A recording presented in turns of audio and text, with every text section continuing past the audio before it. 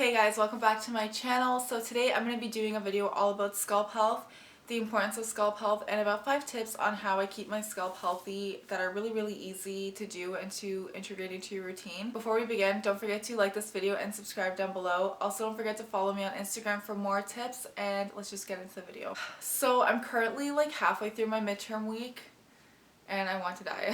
Like, I'm so exhausted. So if I'm like all over the place in this video or I seem a little bit frazzled, I'm really sorry.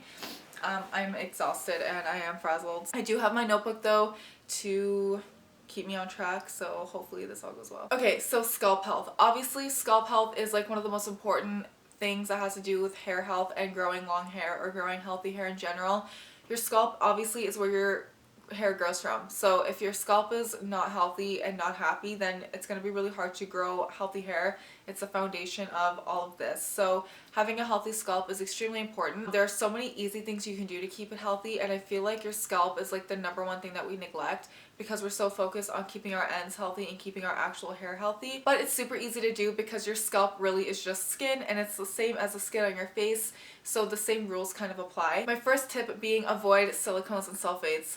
I know you guys are probably like, I'm clicking off this video because this girl only literally talks about silicones and sulfates, and I'm sorry, I'm gonna get through this really quickly. I talked about it in my last video as well, but silicones and sulfates are extremely damaging to your hair and your scalp. Sulfates are very drying. They can overstrip the hair of oils, so they dry out your scalp. It can really be a main cause of dandruff and itchiness and irritation. They can also dry out the follicles, causing hair loss and causing thinning. So just overall, not a good idea. If you want to know more about sulfates and silicones, check out my How I Grew My Hair Naturally video. I will have it up here in the cards somewhere if I can like actually remember to put those in. Just one video, if I can remember to include the cards before I upload, that would be extremely helpful. So future me that's editing, do your job. Sulfates are not helpful for your hair or your scalp. Just, I would avoid them entirely. Silicones as well. You shouldn't really be applying conditioner on your scalp anyway, mainly for this reason, but silicones can cause a lot of buildup. And actually, fun tip, dandruff a lot of the time isn't even dry or dead skin. It can also be a buildup of grease and products. So if you're noticing a lot of oily dandruff, it could be because of the silicones in your conditioner if you're applying that on your scalp. Silicones can clog the hair follicle, obviously, as well as cause buildup and dandruff. If your hair follicles are clogged up, then there's not going to be enough room for the hair to grow out properly. So you'll notice some hair fall, some thinning, and a little bit less growth, especially around your scalp. Also, kind of a sub tip, overwashing, whether or not you're using silicones and sulfates, can still dry out your hair and your scalp. And the same thing goes, like drying out of the scalp is very damaging to your scalp, obviously, and your hair. So try not to overwash and try to switch over to better products. A lot of you guys message me on Instagram about dandruff, and I don't want this whole video to be just about dandruff because it's going to be super long. So I have a post about dandruff already, which I'll have linked down below. I also have a video about hair loss, so I'll have that down below as well, or up in the cards or whatever. I'm sorry if the lighting's weird. I live in Canada and it gets dark at like 3 p.m. now, so I'm trying to work with what I've got.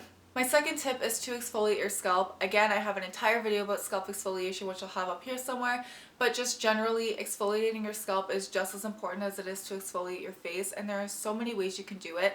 And I wouldn't even call it just exfoliating, but clarifying in general. You want to give your scalp a good clarifying wash at least once a month, if not like once every other week or so, because whether you're using silicones and sulfates or product or dry shampoo or whatever, you need to clear buildup off your scalp. Just buildup of dead skin, product buildup, oil buildup, all that stuff. So the easiest way to do this probably is just to get a clarifying shampoo.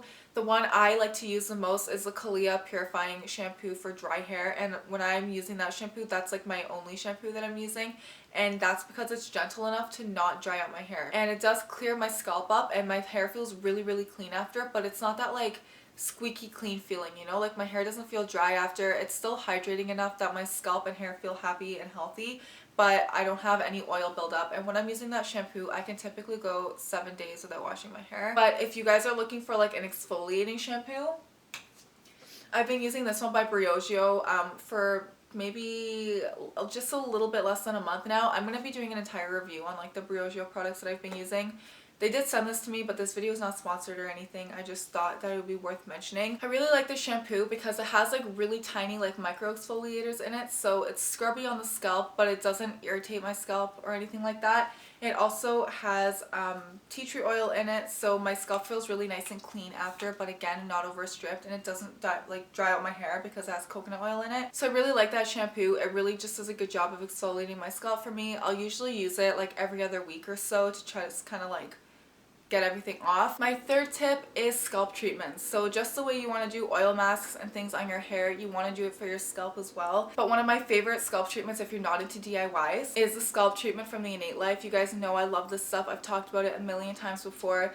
I have the one for normal scalp, and this is for intense hydration and repair. So I recommend this to anyone that has like dandruff issues or dry scalp issues, because this stuff will give you such a huge boost of hydration, but it'll also help to make sure everything is clean and nice up there. This one has shea butter in it, it has peppermint oil, rosemary oil, and it also has lavender. Lavender essential oils are very, very soothing for the skin, so this, everything in one. It also smells amazing. This is what I use when I do the inversion method, and it's such a great treatment for stimulating growth and for promoting scalp health, so I definitely think this is worth investing in. Again, this video is not sponsored at all. I've been repurchasing this for over a year now, and I never get sick of it. Another scalp treatment that I've started using recently is the Briogeo Scalp Revival. It kind of goes with the shampoo behind me as well. This is a charcoal and tea tree scalp treatment. So this one I really like because you use this after you've washed your hair. You can use it before shampooing as well as like a treatment. Like the Innate Life one it's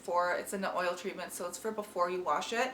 But this one I've been using after I wash. So when my hair's still damp, I just put a couple of drops on my scalp. I'll separate my hair into sections and just apply it on my hairline, and it feels really, really good. Like, it feels tingly on my scalp. It makes my hair feel like it's chewing gum, almost like minty on my head. So this really helps to keep your hair clear. Wow, I keep saying hair, but I mean scalp. This really helps to keep your scalp clarified and preventing buildup throughout the week, but it also will help to soothe any itchiness or dryness that you have. So if you do suffer from dandruff, especially now that it's getting colder out, I think you'd actually really like this. And it's not oily, so when my hair dries, it doesn't feel oily. I don't feel like any residue. It doesn't leave my hair looking way down or anything. I'm gonna leave the link to their actual website in the description box, but just keep in mind that I think in Canada and the US you can get these at Sephora, but I don't think that's like worldwide. So I'll be leaving their actual site down below, but like, check out Sephora. That's where I usually get my Briogeo stuff from. My fourth tip is to avoid tight hairstyles. I think I mentioned this in my hair loss video as well, but wearing your hair really tight, like snatched on your head, looks real cute, but it's not cute for your scalp. It can really damage the scalp and put a lot of stress on it, and if you do it consistently, like over a long period of time, you can actually scar your scalp in certain areas and it'll just stop growing hair there. So try not to do that. Try to wear your hair in like loose ponytails or low buns or braids, especially if you work somewhere where you need to wear your hair up like I do. I work at Starbucks, so my hair has to be up at work, especially because my hair is so long. So for me, I usually wear it in a braid or a low ponytail or like a low bun at the nape of my neck. It also puts a lot of strain on your actual hair as well and can cause a lot of breakage. So just try to like chill out with your hair, you know, like you don't need to give yourself a facelift all the time. I get sometimes, whatever, here and there it's fine, but if you're wearing your hair in a really tight ponytail on the daily, try to switch it up with something else. And my final tip is to protect your scalp. So this is really, really easy, but again, it's something that we totally neglect and forget about all the time. Your scalp needs to be protected from the sun as well as like the rest of your skin. So if you know you're going to be out in the sun all day long, please wear a hat or like a scarf over your head or something just to protect it from the sun. If you can't, like when I'm on the beach, especially when I was in Portugal this summer, like I don't really wear hats a lot, but I was using shea butter to keep my scalp protected because, as I mentioned earlier, shea butter actually does have a low amount of SPF in there. So if you just use a little bit in your fingers and, you know, run it through your hair, it can really help to not only hydrate your scalp but prevent it from getting sunburnt and damage from the sun, which is really important and really scary.